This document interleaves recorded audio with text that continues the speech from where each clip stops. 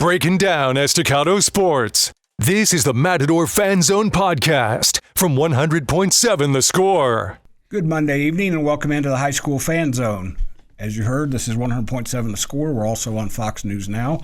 I'm Randy Rosetta. This is something we do 2 nights a week from Thanksgiving on. We did it 3 nights a week until then, but 2 nights a week from now until the end of the school year. Although I should say this is the last show of the calendar year. We're going to be off the next 2 weeks, back on January 5th. There'll be a lot more basketball played between now and then because there's a week and a few days left before Christmas break now, and then these teams all come back and jump right into the Caprock Classic, December 29th, 30th, and 31st, all over town. I'm going to talk a little bit more about that when we get going. Monday nights are Estacado, Monterey, Memorial, and Liberty, starting at 6 p.m. as we are right now, going until 7:30. 20 minutes for the first 3 schools, half an hour with Liberty. Wednesday nights, same format, different schools, Lubbock High, Coronado, Friendship, and Lubbock Cooper. 20 minutes for the first 3, half an hour on Lubbock Cooper.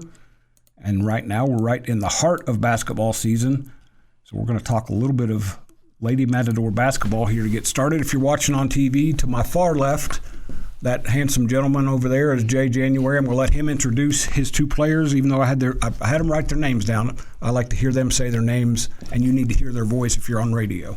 Yes. To my right, I have Danielle Perez, and to her right, we have Debria Britt. Danielle is a junior, and Debria is a sophomore. And girls, before I forget, I forgot to give you the rules that Brennan gives us here. Hold the microphone above the silver, hold it close, and use your outside voice, and he'll adjust you. So go ahead and introduce yourself by voice so people know who's talking. Hello, my name is Debria Britt. I'm Danielle Perez. So you say it better than I kept trying to say it. I don't know if I'm going to be able to say it. I'm going to try. So, Jay, first of all, thank you for coming in. I said that right before we got started. I appreciate it. Got my wires crossed a little bit, invited the wrong people at first today. So apologies to my Coronado friends and Lubbock High friends. They're coming on Wednesday. But I'm glad you came in because you guys start district tomorrow. Yes, sir. The other schools have already started. 5A, I think, is 3 or 4 games. Tomorrow will be their 3rd or 4th game, depending on if they've had an open week. This is, you've gone through a District 5 4A season. Yes, sir. But that was sitting a few seats down from Tony Wagner and the boys on the boys team. This is a little bit different. Correct. How is this? I always ask coaches how many times they have Christmas Eve during the season. Right. I would think this is one of them. How excited are you to see what your girls have done to get ready for this next stage? Yeah, we've been preparing all week, watching a lot of film.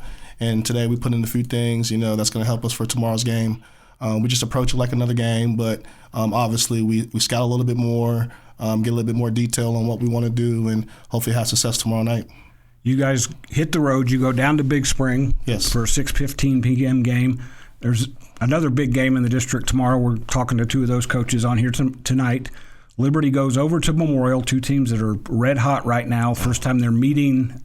I'm trying to think. I don't think they've met in volleyball, and that's about it. This is the first time as basketball opponents they'll meet. That's at 6:15 out at Memorial, and then Lakeview is at Levelland at 6:15 p.m.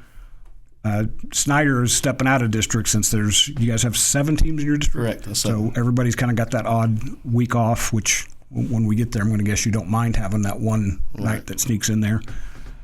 You guys had a kind of an up and down last week. I say up and down. You played a really good team on Saturday. Yes. I've seen those Abilene Wiley girls once, and then I know they've played several other teams. Great win against Lubbock High. Came back and Abilene Wiley got you on Saturday. Danielle, did I get it close?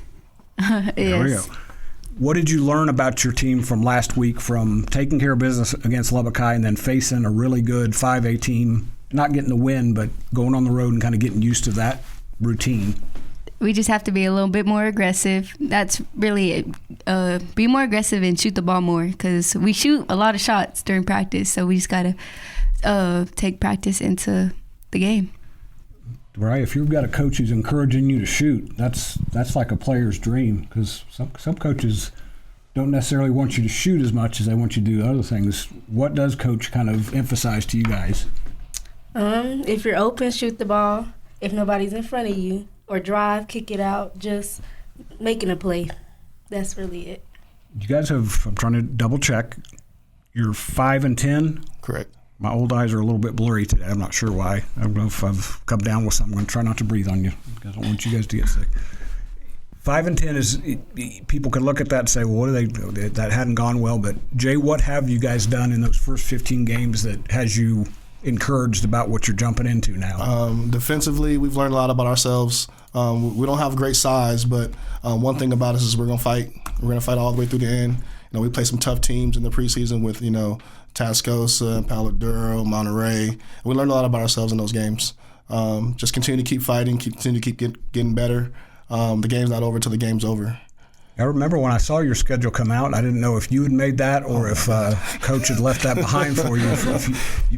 You better maybe not send her a Christmas card if she left that behind for you, because you didn't wade into the shallow end. Your girls played some tough teams. Yeah, iron sharpens iron. That's what we believe. It's going to pay off in the long run. We're coming up on the first break. We're going to come back and talk more Estacado basketball in the high school fan zone after this break of 100.7 The Score. Diving headfirst into Estacado athletics. You're listening to the Matador Fan Zone on 100.7 The Score and the 100.7 The Score mobile app. Welcome back in. I'm Randy Rosetta. This is the Lady Matador Fan Zone on 100.7 The Score. This is the last week of the show for the calendar year. We'll be back on January 5th. Take the next few weeks off for Christmas, and I guess the second week is technically for Christmas, but I'm going to say it's also for the Caprock Classic because nobody's going to listen to me on the radio when there's basketball games all over town, which is the case on the 29th, 30th, and 31st. I should know this after covering this so many times. I think they use 8 different gyms, maybe 9, a couple different gyms at Friendship and Lubbock Cooper. Jay, it was last year when you were with the boys program, was that the first time you'd experienced Caprock as a coach? Yes, that's the first time. You've been in Burke-Burnett where they just finished a pretty good tournament. What was your impression of the Caprock and just how big an event it is for Lubbock? It was amazing. Just the teams that were here, the players that came. Every night, every game, it seemed like it was a big game. And a lot of people cheering. Crowds were showing up. It was a great tournament. So, Daniela, you grew up here, right? Yes, sir. Have you gone to the Caprock a lot before you were playing in it? Or? Usually for the boys, for our boys. So it's really fun to see. Well, you need to get people out there to watch you too, though. Oh, yeah. We try. Well, we encourage them every time. We were just talking about the big school girls field is a little bit smaller than usual, but you guys are going to see some good teams, including right off the bat. Let me go back and call it up. On the 29th, Estacado will play Midland Christian, which I believe is the defending state champion in TAPS 5A. I know they just beat Lubbock Christian, which is the 5-time state champion in TAPS 4A. You guys get them at 3 p.m. that day in your own gym. But then to me, of course you want to win every game, but just playing those 4 games, that's going to get you guys, it's going to test that metal a little bit. You're going to get it tested here these next few nights in district play, but how excited are you to see what you guys do in that tournament with 4 teams in 3 days, 4 or 5 games in 3 days? We're ready. Like I said, January's been saying we've been ready. We've been practicing. We've been running. It's all mental, and we just have to know when we walk in there and to whoever we play that just be aggressive and let it all out on the floor. So Coach lets you shoot when you want, but you also have to run in practice? Yes. That's probably a good trade-off. Yeah. So, DeBria, I get it right that time? Yes, sir. There we go. Were you on varsity last year? No, sir. So this whole jumping into districts where there's a little bit more meat on the bone in those games, have you kind of noticed some of the older girls that the intensity's picked up a little bit getting ready for these? Yes, sir. When I played on JV, I was playing with varsity like in tournaments and stuff, so I kind of got a little hang of it. And JV gets to go on the road, so you got to walk into some of those gyms, but a few more people sort of show up for the varsity game. That's just human nature. How excited are you to get out there tomorrow night at Big Spring, and then while you're doing that, I'm gonna find out who you play Friday as well. I'm very excited just to show like everybody what we've been working on and like what we got to show. Who's the sophomore that was back from last year that played a lot as a freshman? Kalani Johnson. She's the closest you have to a big body. Yes. And she's like a lot of, this is male, female. The bigger the player, the more they want to be a guard. Right. Kalani, if I remember right last year, she liked to take the ball and do some things with it. How has she kind of evolved this year? She's doing well. She still wants to step out and shoot the ball and handle the ball, and she does a good job. And I allow it. With her skill set, it actually brings a added bonus to our offense because she can create mismatches. So we kind of let her do her thing, but I kind of reel her in a little bit, and sometimes she wants to be Steph Curry and shoot deep threes, and I'll kind of give her a little look, and she's like, "Yes, sir, I'll get back to where I'm supposed to be." But she's doing well, and I'm happy and proud of what she's doing so far. So you guys have the bye the second. Yes. Okay, so it's just one game, and then do you play next week in that real short window that's available? No, we're gonna take the time off and rest our legs and get ready for Cap Rock. And a lot of the boys coaches have been giving me this information lately, and I understand because they've got football guys back. They talk about how many games compared to how many practices. Josh Davis is waiting in the room over there. I'll ask him, but does that affect you girls, the girls game as well? Are you still not having a lot of practice time? Yes. Kind of just like today, we kind of scaled it back a little bit, knowing that we have these games. But once we play tomorrow night, we'll ramp it up a few days and then kind of back off for get ready for the 29th. Yeah. Danielle, that means you guys get to put everything you've got into tomorrow. Yes, sir.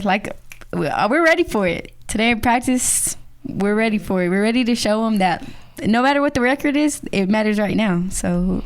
Well, I asked Coach this question after 15 games. Where do you, because you're one of the players that's been around for a while, where do you think you guys are after 15 games? What do you mean by that? Do you think you've made the progress you need to, or can you keep getting better? We can always keep getting better no matter what. That's our mindset. Always get better. Real quick, DeBriya, what do you think you guys will be good at when you get some more games under your belt? Offense. Just some the ball, moving it, blocking out, just a lot of stuff. And you're going to keep shooting, right? Yes, there sir. We go. And everybody's going to keep shooting, maybe move her inside a little bit. So that's going to wrap us up in the Lady Matador Fan Zone. Thanks for coming in, guys. We'll switch gears and move into the Plainsman Fan Zone after this break on 100.7 The Score.